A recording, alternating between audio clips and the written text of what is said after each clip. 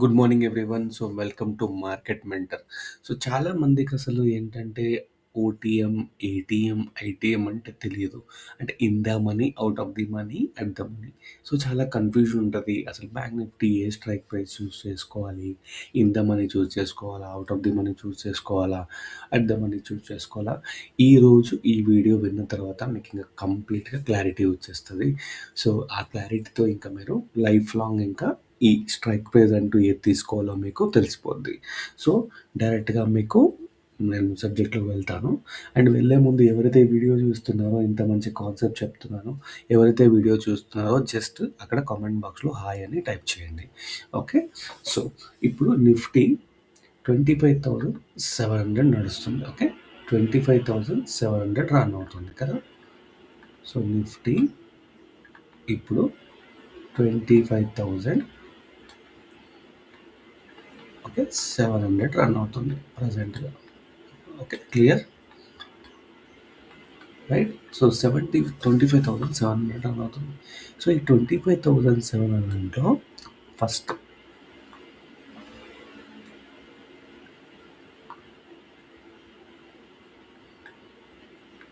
$25,700 okay, అంటే 6,450 అంతా round figure చేసుకుంటే దీన్ని ఏటీఎం అంటాం. At the money, at the money 25,000 సిఈకి చెప్తాను ఫస్ట్. ఓకే, సిఈ డిస్కస్ చేసుకుందాం కాల్స్. ఓకే, 25,700 కింద ఉంటాయి కదా, అంటే 25,600. ఓకే, 25,500. ఓకే, ఈ స్ట్రైక్ ప్రైసెస్ అని ఇన్ ద మనీ అంటాం. ఇన్ ద మనీ రైట్, సిఈకి ఇవన్నీ in the money. Out of the money అంటే ఏంటి? 25,700 పైన. ఓకే, అంటే ఎగ్జాంపుల్ 25,800, 25,900 సిఈ, 26,000. ఇంకా దానిపైన ఏది ఉన్నా కూడా దాన్ని అవుట్ ఆఫ్ ది మనీ అంటాం అన్నమాట. ఓకే, ఫస్ట్ ఇవి స్ట్రైక్ ప్రైస్ క్లియర్ కదా. సార్ ఏంటి సార్ మరి ఈ స్ట్రైక్ ప్రైస్ తీసుకుంటే ఏంటి, ఈ స్ట్రైక్ ప్రైస్ తీసుకుంటే ఏంటి, ఈ అవుట్ ఆఫ్ ది మనీ తీసుకుంటే తక్కువ పడుతుంది కదా మనకి కాస్ట్, ఇన్ ద మనీ తీసుకుంటే కాస్ట్ ఎక్కువ పడుతుంది, మరి అట్ ద మనీ తీసుకుంటే మీడియం పడుతుంది, అంతే కదా. మీకు ఇప్పుడు ఈ లాట్ సైజ్ ఒక్కొక్క 10,000 పడితే ఈ 10,000 పడవచ్చు at the money, in the money 15,000 పడుతుంది. మరి okay, out of the money just 6,000 పడుతుంది. చాలామంది ఏం చేస్తారు, ఈ 6,000 తీసేసుకొని మార్కెట్లోకి ఎంటర్ అవుతారు. మార్కెట్ పాజిటివ్ అయితే ఓకే, నెగిటివ్ అయితే మొత్తం డబ్బులు పోతాయి.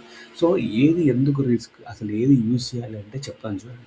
సపోజ్ 25,700 ఉందనుకోండి మార్కెట్.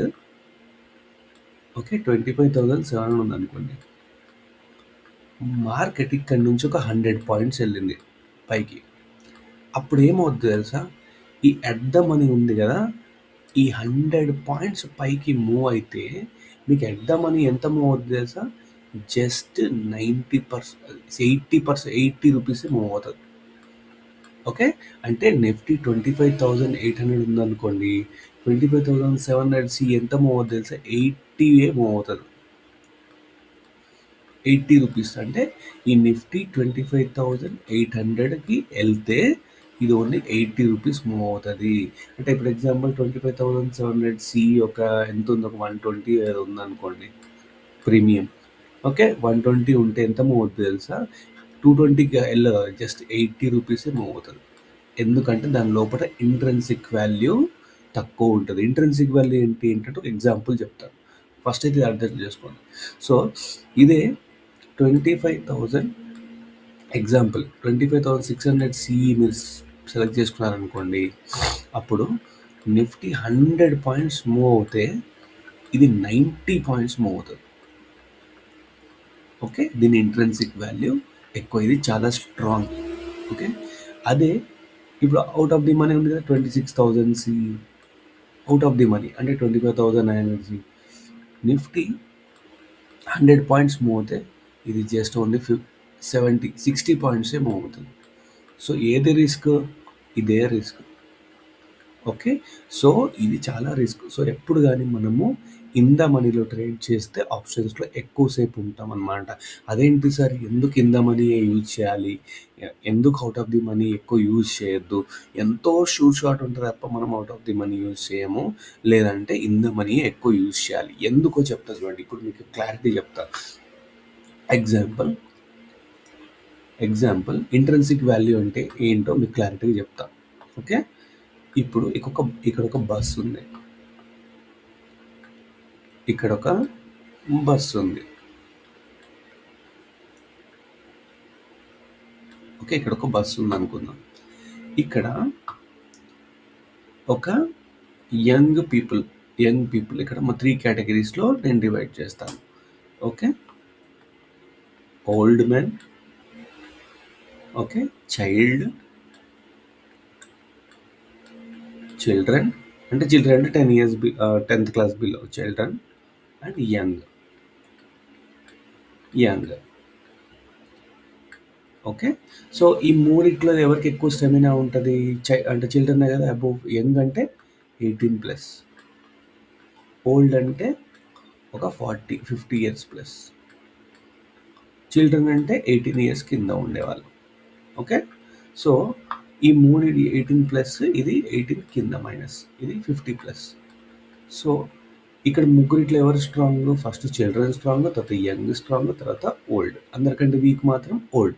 ఓల్డ్ అనేది ఔట్ ఆఫ్ ది మనీ అనుకోండి. ఓకే. ఓల్డ్ అనేది ఔట్ ఆఫ్ ది మనీ అనుకోండి. యంగ్ అనేది ఎట్ ద మనీ అనుకోండి.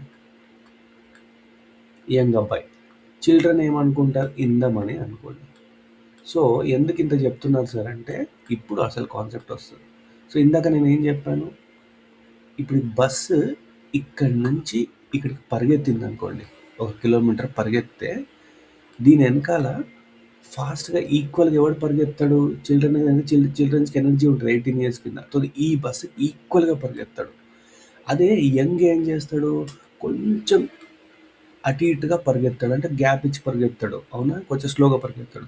అదే ఓల్డ్ మ్యాన్ అయితే ఏం చేస్తాడు? ఈ బస్ ఎంతో మూవ్ అయినా కూడా వీడు మెల్లిగా నడుచుకుంటా వెళ్తాడనమాట. సో, ఎవరికి ఎక్కువ స్టామినా ఉంది ఇక్కడ? చిల్డ్రన్‌కి ఎక్కువ స్టామినా ఉంది. సో, చిల్డ్రన్ అనేది in the money and young ఏంటి? At the money. ఓకే. వీడు న్యూట్రల్. బస్‌కి దగ్గరలో వెళ్తూ ఉంటాడు. ఓల్డ్ ఏం చేస్తాడు? బస్ ఎప్పుడో వెళ్ళిపోయి ఉంటుంది. దాని వెనకాల ఇంకా పరిగెత్తుకునే ఉంటాడనమాట. సో, చాలా డిస్టెన్స్ గ్యాప్‌లో ఉంటాడు. అందుకే ఓల్డ్ అనేది స్టామినా లేదు. Okay. Children full stamina, young పర్వాలేదు. ఓకే. సో, అందుకే ఇన్ ద మనీ ఈ ఇంట్రిన్సిక్ వాల్యూ అంటే ఎనర్జీ అనమాట. ఎనర్జీ అంటే ఇండైరెక్ట్‌గా ఎనర్జీ అంటే ఒక ఆప్షన్ వాల్యూ నిఫ్టీ ఒక 100 పాయింట్స్ మూవ్ అవుతే ఓకే. సిఈ అనేది యంగ్ అనేది జస్ట్ చెప్పాను కదా! చిల్డ్రన్ అనేది కొంచెం 90 పాయింట్స్ మూవ్ అవుతది. అదే యంగ్ అయితే 80 పాయింట్స్ ఓల్డ్ అయితే 60 పాయింట్స్ మూవ్ అవుతది. ఇప్పటి నుంచి మీరు ట్రేడ్ చేసినప్పుడు ఏమవుద్దంటే ఎప్పుడు గాని గుర్తుపెట్టుకోండి, మీరు ఈ చిల్డ్రన్ ఇన్ ద మనీ తీసుకోండి. ఎందుకంటే అప్పుడు ఈ బస్సుకి ఈక్వల్‌గా మీరు పరిగెత్తొచ్చు. ఔట్ ఆఫ్ ది మనీ తీసుకుంటే మీకు అప్పుడే అర్థమవుద్ది. అరే! నిఫ్టీ 100 పాయింట్స్ మూవ్ అయింది. నా ఆప్షన్ ఏమో నాకేమో 6 పాయింట్సే ప్రాఫిట్ వచ్చింది అనిపిస్తుంది. సో, ఎప్పుడు గాని గుర్తుపెట్టుకోండి ఇన్ ద మనీ. సార్ సిఈకి ఇన్ ద మనీ, పీఈకి ఇన్ ద మనీ డిఫరెంట్‌గా ఉంటది. అంతే కదా! సిఈకి ఏం చేస్తాం ఇప్పుడు? ఫస్ట్ సిఈకి చెప్తా. Excuse me. సో, ఇప్పుడు నిఫ్టీ 25,000 ఇవాళ డేట్‌కి 694 ఉంది కదా! ఓకే. ఇది సిఈకి చెప్తాను. ఇది పీకి చెప్తా. ఇన్ ద మనీ ఏంటి? Out of the money. So, సిఈకి అట్ ద మనీ ఏమవుతుంది? Round figure 25,700. ఓకే. పీకి సేమ్ 25,700 అట్ ద మనీ అవుతుంది.